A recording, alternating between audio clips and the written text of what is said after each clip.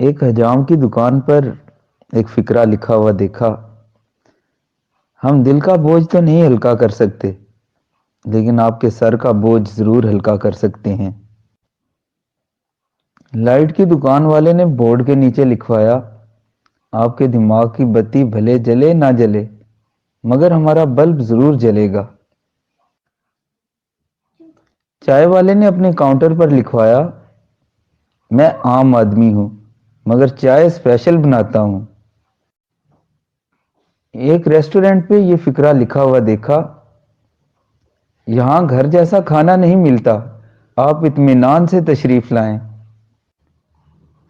Electronics کی دکان پر slogan پڑھا تو میں دم بخود رہ گیا: اگر آپ کا کوئی فین نہیں ہے تو یہاں سے لے جائیں۔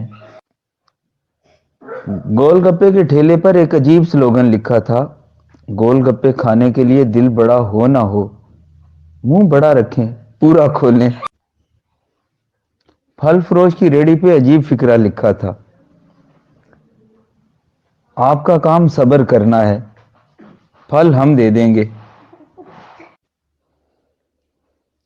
گھڑی ساز نے اپنی دکان پر لکھوایا: بھاگتے ہوئے وقت کو اپنے کنٹرول میں رکھیں، چاہے دیوار پر لٹکائیں یا ہاتھ پر باندھیں۔